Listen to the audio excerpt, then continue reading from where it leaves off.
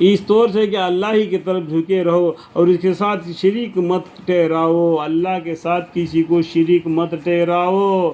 اللہ تعالیٰ ان اللہ علی کل شیء قدیر ہے، اور جو شخص اللہ کے ساتھ شریک کرتا ہے تو گویا وہ آسمان سے گر پڑا، پھر پرندے نے اس کو بوٹیا نوچ لی، یا اس کو ہوا نے کسی دور دراز جگہ میں لے جا پٹکا، یہ بات بھی ہو چکی۔ اور جو شخص دین خداوندی کے ان مذکورہ یادگاروں کا پورا لحاظہ رکھے گا تو ان کا یہ لحاظہ رکھنا خدا تعالیٰ سے دل کے ساتھ ڈرنے سے ہوتا ہے۔ یہ حج کا معاملہ ہو، یہ دین اسلام کا معاملہ، ایمان، نماز، روزہ، زکوٰۃ، حج ہو، یہ سب کب ہو جاتا ہے؟ اپنا دل اللہ کے ساتھ ایمان کے ساتھ لگے رہنے سے ہو جاتا ہے، ٹھیک ہے؟ تو خدا تعالیٰ سے دل کے ساتھ ڈرنے سے ہوتا ہے۔ تم کو ان سے ایک معین وقت تک فائدہ حاصل کرنا جائز ہے، پھر یعنی بدی بننے کے بعد اس کے ذبح حلال ہونے کا موقع بیت العقیق کے قریب ہے، اور جتنے اہل شریعہ گزرے ہیں ان میں سے ہم نے ہر امت کے لیے قربانی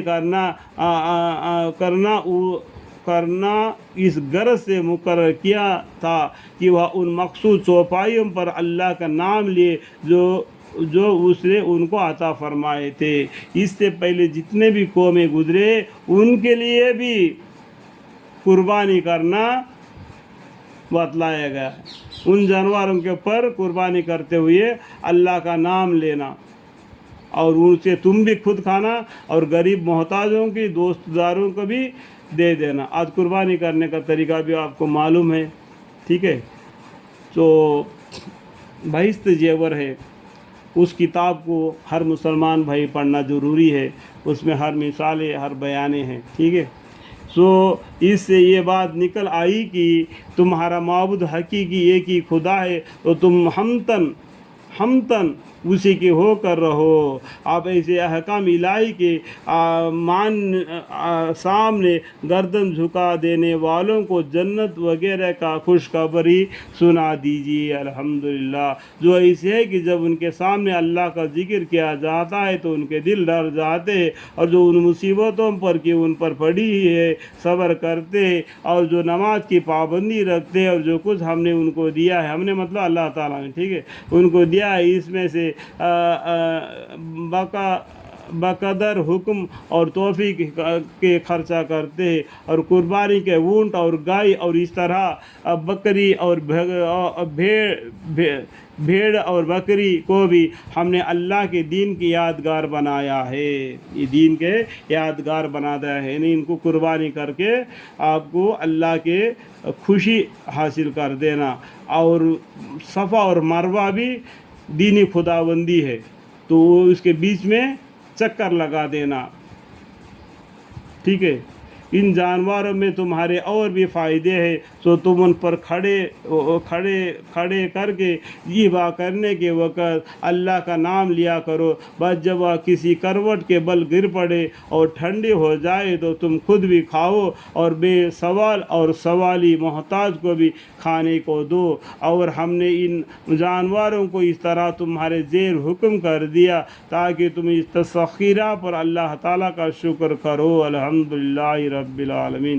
اللہ کے پاس نہ ان کا گوشت پہنچتا ہے نہ ان کا خون، لیکن اس کے پاس تمہارا تقویٰ پہنچتا ہے۔ سمجھ میں آیا؟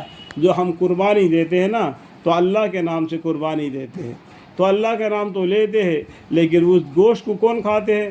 خود ہی کھاتے ہیں، تمہارے رشتہ دار کھاتے ہیں، غریب محتاج کھاتے ہیں، اللہ اس کے خون کو بھی کھاتے ہیں۔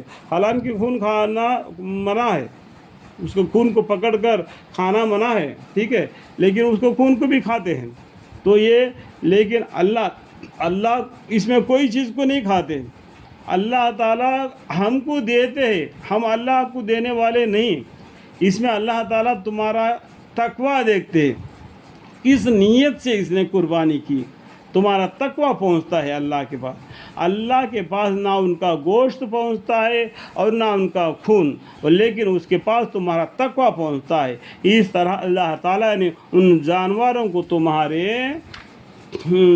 زیر حکم کر دیا تاکہ تم اللہ کی راہ میں ان کو قربانی کر کے اس بات پر اللہ کی بڑائی بیان کرو کہ اس نے تم کو توفیق دی۔ الحمدللہ۔ اے محمد صلی اللہ علیہ وسلم، یا دیکھو یا نام سے آ گیا، دیکھو پیجی نمبر بھی دیکھو یہاں پر نام سے آ گیا، ٹھیک ہے۔ اے محمد صلی اللہ علیہ وسلم، اخلاص والوں کو، یعنی اخلاص مطلب کیا ہے؟ بالکل نیت اللہ کے طرف ہونا۔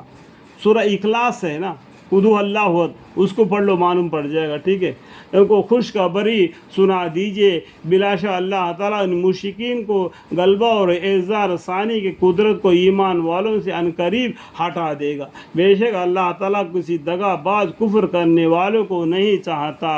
اب لڑنے کی ان لوگوں کو اجازت دی گئی جس سے کافروں کی طرف سے لڑائی کی جاتی ہے، اس وجہ سے کہ ان پر بہت ظلم کیا گیا ہے، اور بلا شک اللہ تعالیٰ ان کے غالب کر دینے پر پوری قدرت رکھتا ہے۔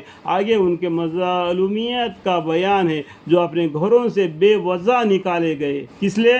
اسلام لانے کی وجہ سے، محض اتنی بات پر کہ وہ یوں کہتے ہیں کہ ہمارا رب اللہ ہے۔ اور اگر یہ بات نہ ہوتی کہ اللہ تعالیٰ ہمیشہ سے لوگوں کے ایک دوسرے کے ہاتھ سے زور گھٹاتا رہتا تو اپنے زمانوں میں نصرانی کے خلوت خانے اور عبادت خانے اور یہودیوں کی عبادت خانے اور مسلمانوں کے اور مسجدیں جن میں اللہ کا نام بکثرت لیا جاتا ہے سب منہدم ہو گئے ہوتے۔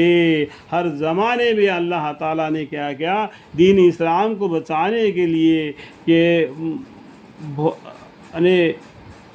جہاد کا بھی حکم دے دیا تاکہ دین اسلام کا کوئی نقصان نہ کر سکے، اور بے شک اللہ تعالیٰ اس کو مدد کرے گا جو اللہ تعالیٰ کے دین کی مدد کرے گا۔ سمجھ میں آئے گا؟